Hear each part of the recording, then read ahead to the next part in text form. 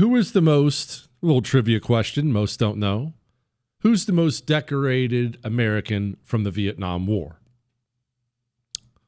Robert Lewis Howard. Robert L. Howard. In the future, when someone asks you that question, if you were ever asked, Robert L. Howard. He was U.S. Army. Now, I need to explain just a couple things for background before I go into the actual citation, because I think the reason I wanted to expand on this a bit tonight is, one, I love this subject, the Vietnam War, Mac v. SOG, all this stuff. I love this subject. Two, I think when you understand some background on the man and the unit and the mission, I think it helps the citation come alive. I think it makes it more interesting. So, first of all, Howard, I'm just going to call him Howard. Robert Howard was from a military family. His father was in the 101st Airborne in World War II. That is an amazingly consistent theme when you read about, when you watch a documentary about, when you learn about the really hardcore veterans from Vietnam. So many of them are children of World War II hardcore veterans. And they just grew up that way. Super patriotic. A man steps up and serves. There's that strain. And there are guys, get this, there are guys who fought as lions in World War II who were still in the service and went to Vietnam. One of them even joined Mac v. SOG, which I'll go into in a moment because she missed our Mac v. SOG episode. One of them, at least one of them that I know of, went into Mac v. SOG.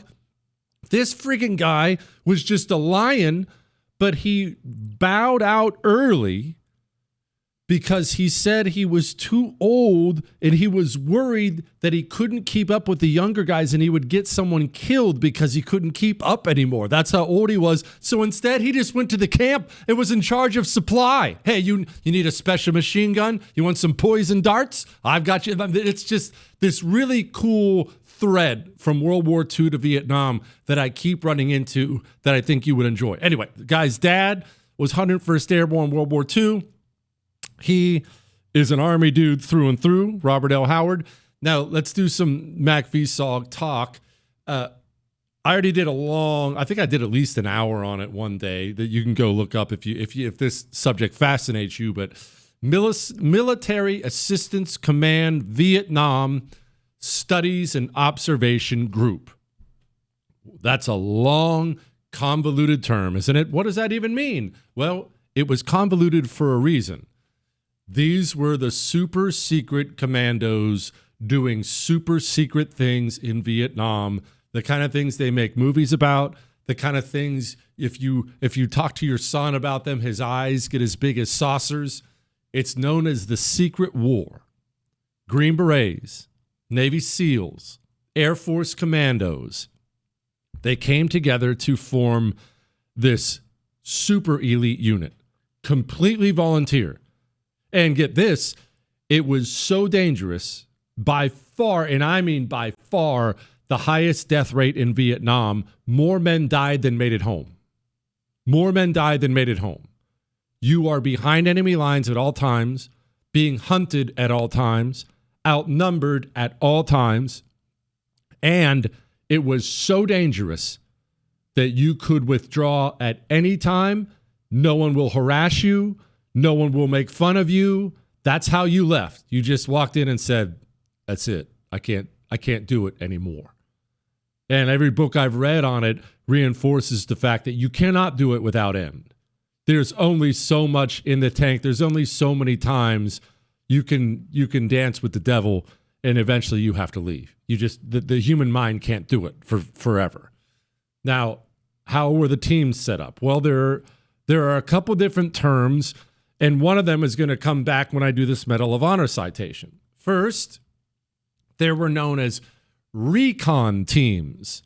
This was kind of the main, I want to say this was really the main driver on it. An RT, and they usually, not always, usually had the names of states. There's RT Idaho and RT Kansas and RT. Now, what were they? They would have 2 or 3, usually Green Berets, sometimes Navy SEALs, Green Berets, and then some form of indigenous troops. I need to pause and explain what that means.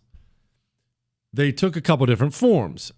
In China, there are these rural, tribal peoples thought of as minorities, certainly thought of as lesser in China. They were known as Nungs, N-U-N-G, Chinese Nungs. They were mercenaries, no question about it. You would have 2 or 3 Green Berets on a recon team. Let's say it's RT Iowa. You'd have 2 or 3 of these guys, Green Beret types, and then you'd have 7, 8 of the Chinese Nungs. That would be a recon team. Or, and this will apply to our citation specifically, there were Montagnards. What are the Montagnards? They're known as yards. What were they? That was, I believe, a French term known as mountain people.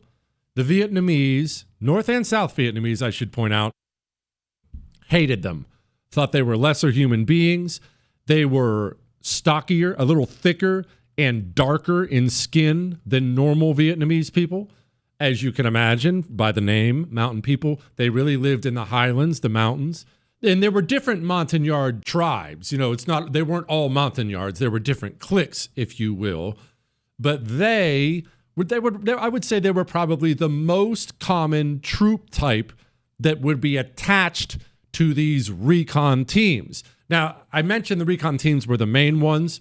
There's 2 other things I just want to mention briefly. One will apply and one will not. There was something known as Hatchet Force. Sounds really cool. Those are not small teams.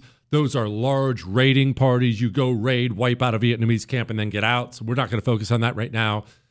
And then there's something known as a bright light. A bright light. What is a bright light? Oftentimes you will have guys standing by on a bright light. You stand by on a bright light when someone goes out, when a team goes out. And what are you there for? You probably already imagined it. You're there to go rescue them if they get in bad trouble. And darker and sadder, if a team goes missing, you go try to find them. You go out on a bright light. They were considered some of the most dangerous missions because, well, there's a reason the last team went missing there. A bright light mission for MACV-SOG, they were some of the most dangerous missions because what that meant was a team was either under fire and needed desperate help, or, and this is just unbelievably creepy how often this happened, they just disappeared. You drop them into the jungle in Laos or Cambodia. These were always behind enemy lines. They were always surrounded and sometimes just gone, completely gone.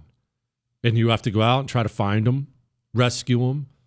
If they're POWs, try to break them out. If they're in a fight, it's a very, very dangerous thing to be on a bright light.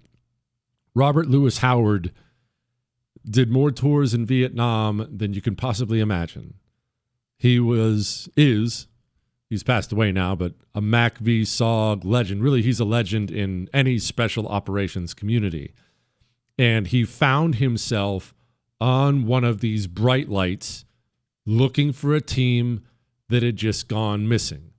And as I mentioned, you are always in Laos, you are always in Cambodia, and you are always surrounded. And later in the war, which this took place in 1968, later in the war, the Vietnamese had figured out what was happening, and they had come up with things like radio locations, direction finders.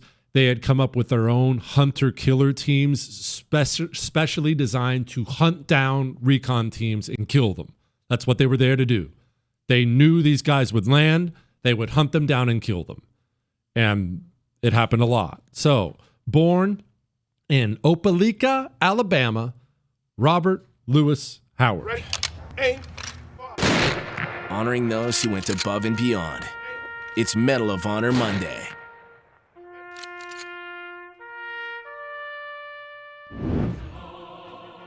For conspicuous gallantry and intrepidity in action at the risk of his life above and beyond the call of duty, First Lieutenant Howard distinguished himself while serving as platoon sergeant of an American Vietnamese platoon which was on a mission to rescue a missing American soldier in enemy-controlled territory in the Republic of Vietnam.